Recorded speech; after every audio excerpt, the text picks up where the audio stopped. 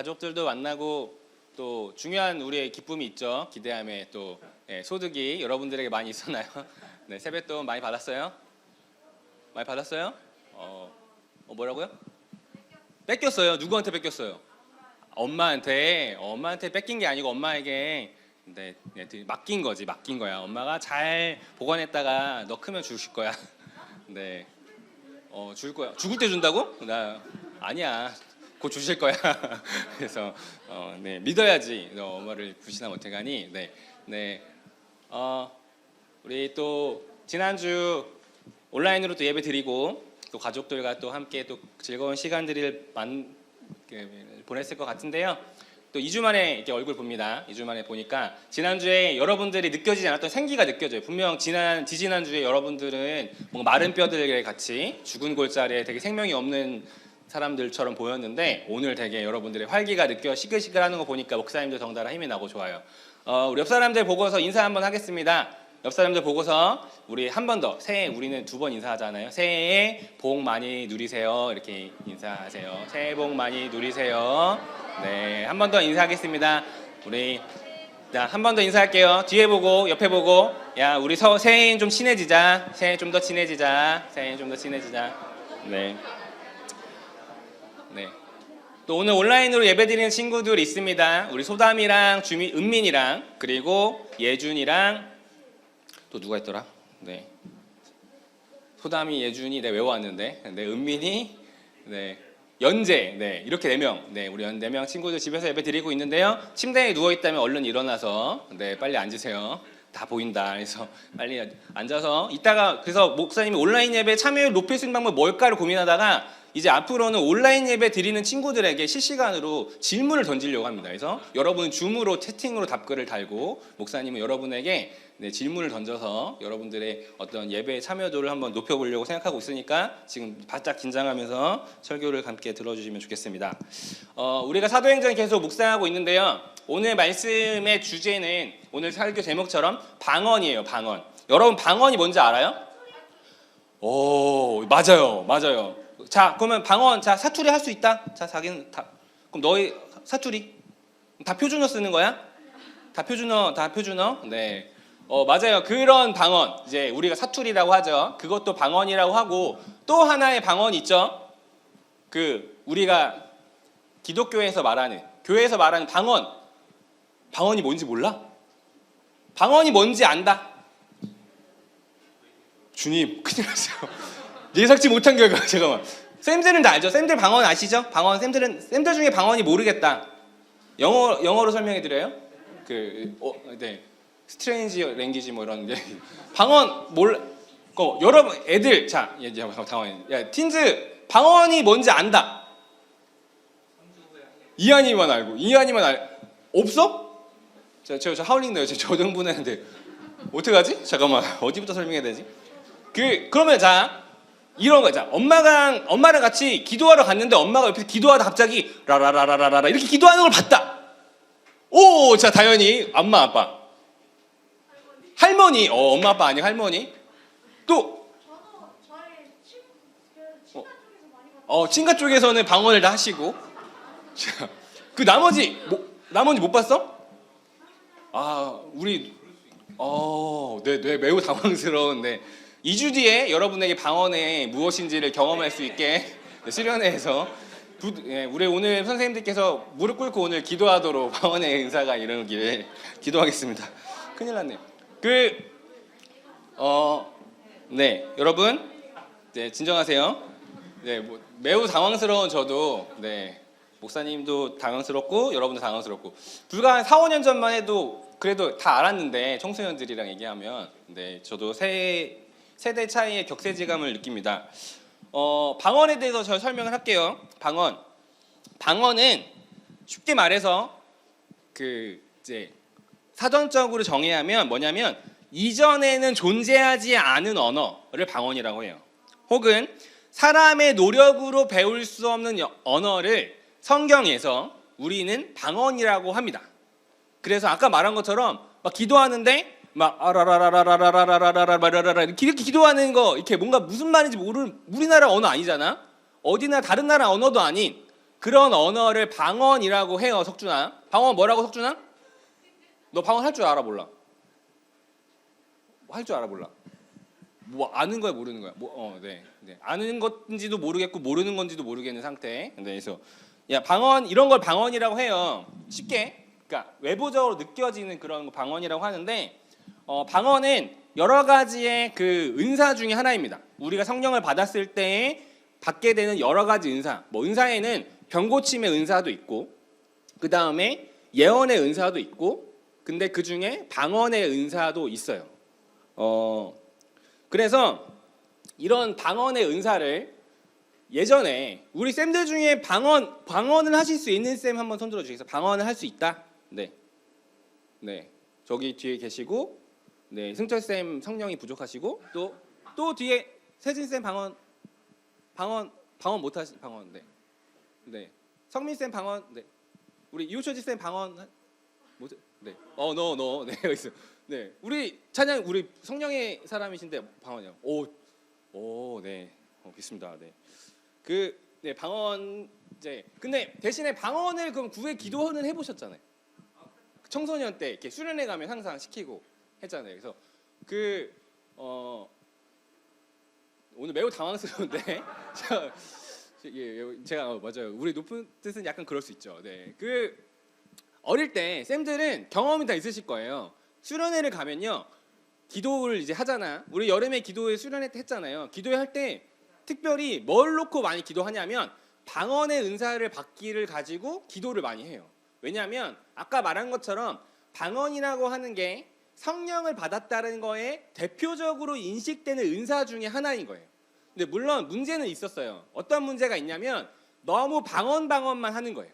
성령에는 다양한 은사가 있고 더 본질적인 성령의 그 성령을 받았다, 우리 하나님의 경험을 한다는 거는 무언가의 능력을 받는 게 전부는 아닌데, 마치 능력을 구하는 것, 그 능력이 있는 것이 이꼬르 내가 성령을 받고 석준아 앞에 와서 설교 할래? 예, 주연이.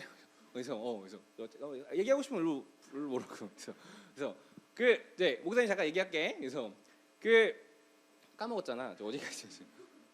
그런 이제 능력으로만 이해되는 게 있지만 이 하나의 은사다 보니까 이런 것들을 많이 구했어요. 그래서 수련회 가면 어떤 일들이 있었냐면, 선생님들은 경험 있으실 때 첫날 저녁 집회를 해요. 그러면 방언을 놓고 방언의 은사를 달라고 기도를 막 시켜요. 기도를 합니다. 그러면 그 중에서 방언을 받는 친구들이 있어요, 그날. 그러면 다음날 오전에, 둘째 오전에 집회가 딱 되면 그 강사 목사님 항상 일어나 보라고 그래. 자, 어제 저녁에 방언을 받은 사람 손들어라, 딱 이렇게 해요. 그러면 막 자신 있게 옆에 있는 친구들이 손을 딱 드는 거죠. 저는 어제 방았다. 마치 이제 나는 이미 끝났다, 난 이 수련회에서 이미 이룰 걸 다 이루었다, 딱 손드는 친구들 있죠. 근데 그 다음에 자, 어제 방언 못 받은 사람 손들어 라고 하면 손을 딱 들 거 아니야. 니들이 다 이렇게 딱 들 거 아니에요. 그러면 일어나라고요. 일어나. 자, 방언 못 받은 사람 일어나. 다 일어나라고 한 다음에 오늘 저녁에 여러분들이 방언을 받을 수 있도록 지금 기도하고, 옆에 방언을 받은 친구는 이 친구들을 위해서 기도해라. 이렇게 이제 하는 분위기인 거예요. 이미 방언을 받은 사람은 승자고 방언을 받지 못한 사람은 이제 약간 패자 같은 느낌인 거죠. 목사님도 약간 거의 그 패자 쪽에 있었습니다. 항상 패자 쪽에 있었는데, 그런데 이런 아까 말한 막 아라라라 이런 알아듣지 못할 방언도 있는데요. 어떤 종류의 또 방언이 있냐면 여러분들이 아주 좋아할 만한 방언이에요. 뭐냐면 영어로 방언, 갑자기 중국어 방언, 이런 걸 할 수 있어요. 방언의 은사를 받는데 갑자기 내 방언이 영어야. 막 영어로 갑자기 막 말을 하게 되는 거예요. 갑자기 중국어로 말을 하게 되는 거예요.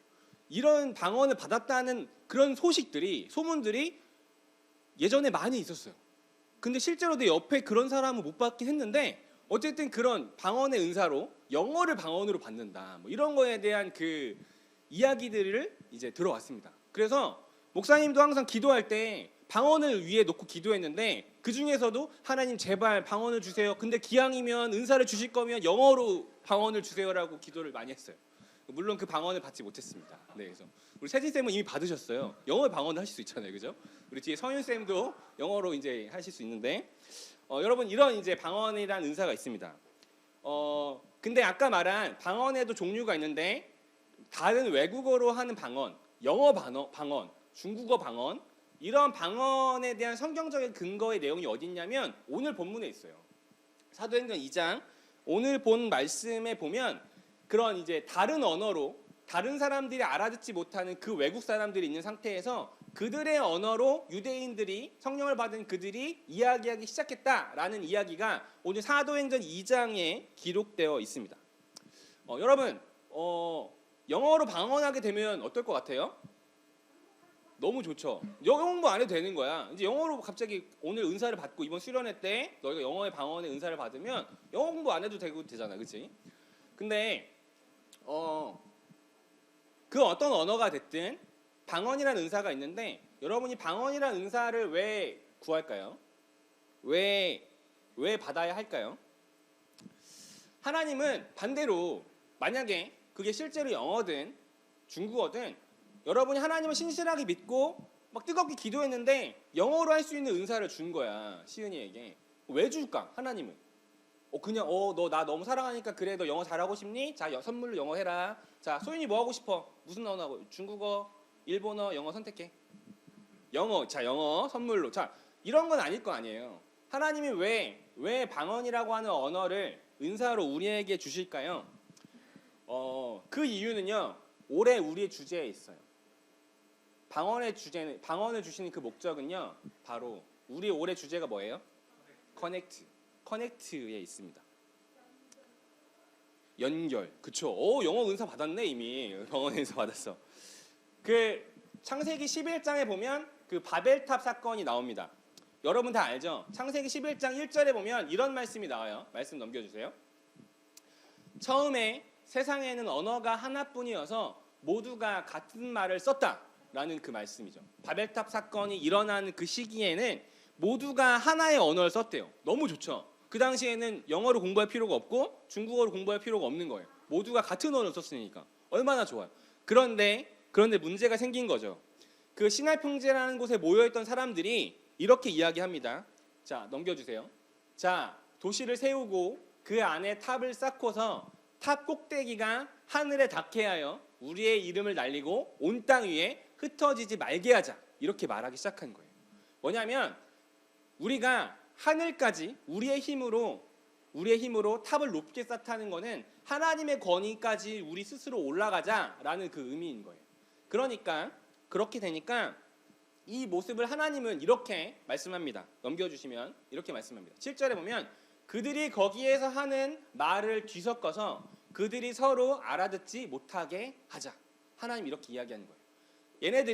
인간들이 자신들끼리 모여서 서로가 하나님을 범죄하고 하나님보다 자신들이 주인 되려고 하는 것을 보시자 그것들을 막기 위해 언어를 다르게 하여 흩어버리셨어요. 그 일이 바벨탑에 일어났습니다. 사람들이 하나님을 인정하지 않고 자신들 스스로 자신을 지키고 하나님처럼 되려고 하니까 하나님은요, 그들의 언어를 단절시켜 버리신 거예요. 그런데 오늘 사도행전 2장에는 어떤 내용이 나오냐면 오순절이라고 하는 그 절기에 마가의 다락방에 예수님의 제자들이 모여 있었습니다. 그들이 뜨겁게 하나님을 향해 기도하고 다시 오실 예수님을 기대하고 소망하며 함께 모여 기도하고 있었어요.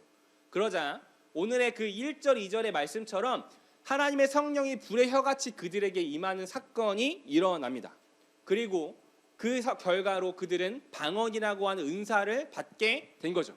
그리고 그 방언은 끊어졌던 단절됐던 그들의 언어를 하나로 커넥트 시키신 겁니다. 이건 단순하게 우리 모두가 하나의 언어를 쓴다는 게 아니에요.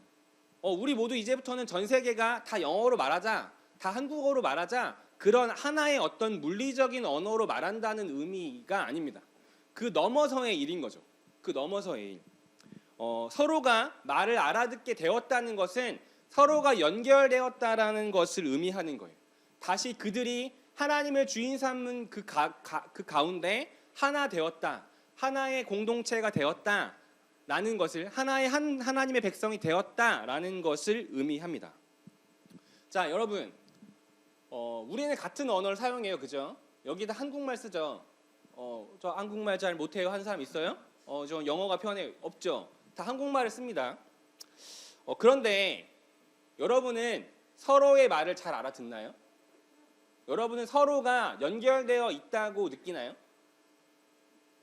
주일날 이렇게 팀즈에 함께 모여서 서로가 막 아까 웃으면서 이렇게 그 교회 미서 안녕 반가워 주님의 축복이 너에게 임해라 뭐 이렇게 하지만 정말로 너희 안에 서로에게서 서로가 하나로 연결되어 있다. 우리가 소통이 된다라고 하는 그 의미와 느낌이 여러분에게 있어요? 지난 주일 그 작년 어른들 설교에서 담임 목사님께서 세우미를 언급하셨어요. 세우마 진짜 미안해. 그래서 그 못 들은 친구들이 있을 텐데 이제 아빠와 아들로서 사춘기인 아들로서 대화의 과정에서의 똑같이 한국말을 쓰지만 서로가 서로의 대화에서의 막힘이 있음을 경험하셨다라는 것을 얘기하셨습니다. 그 막힘은 목사님만 경험한 게 아니고 세우미도 경험했을 거예요. 그치 세우마? 그래서 뭐 이런 걸 물어보셨대요. 세우미가 게임을 열심히 하고 뭐 TV 유튜브를 보고 있는데 뭘 보니? 했더니 저 롤이요. 롤 하는 거 봐요. 그랬더니 롤을 왜 봐? 그래서 대답을 안 했대요. 거기서부터 이미 이제 아빠랑은 대화가 안 될 거라 생각하니까 세우미가 대답을 안 한 거죠. 아빠의 입장에서는 게임을 하지 왜 게임하는 걸 보고 있어? 라고 하는 이미 관계에서의 이해의 어느 부분에 단절이 있는 거고 세우미도 이미 그걸 알기 때문에 더 이상 그거에 대해서 대꾸하지 않는 거죠. 그지? 그래서 어떻게 좀 회복이 됐니? 그래서 근데 단순하게 여러분 이게 세우미만의 일은 아니잖아요. 그죠? 여러분들은 어때요? 여러분은 집에서 엄마랑 아빠랑 대화할 때 대화에서의 그 연결됨이 있나요? 아니면 어느 정도의 막힘이 느껴지나요? 미니 어때요? 어느 정도의 막힘이 느껴지죠? 점점 여러분이 사춘기가 되어가면서 그런 막힘이 있잖아요. 그죠? 우린 같은 말을 써요. 엄마랑 같은 말을 쓰죠. 아빠랑 같은 말을 써요. 서로가 팀즈에서 하나의 말을 써요. 쌤들과도 같은 말을 쓰죠. 그런데 같은 말을 쓰지만 그렇다고 서로가 진짜 소통되는 건 아니에요. 서로에 대한 이해, 서로에 대한 관심, 서로에 대한 어떤 그 친밀감에 따라서 서로에 대한 이해도가 다르죠. 반대로 말하면 우리가 다른 언어를 써도 상대방은 영어를 쓰고 나는 한국말을 쓰지만 우리는 같이 소통할 수 있어요. 여러분이 동물 키우는 친구도 있잖아요. 그렇죠? 근데 어쩌면 걔는 맨날 걔가 한국말 하는 거 아니잖아. 걔는 뻥뻥 하는데 한국말 쓰는 엄마 아빠보다 어떤 면에선 걔와 고양이와 더 소통이 잘 된다고 느끼지 않아요? 시원아? 그죠? 그래서 그렇잖아요.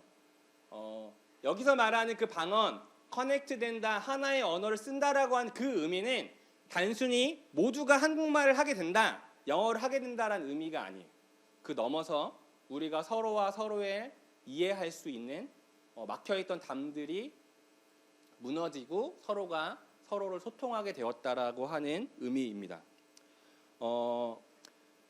여러분 그 성령의 능력은요 우리를 공부를 잘하게 만들지 않아요. 돈을 잘 벌고 건강하게 만들지 않을 수도 있습니다.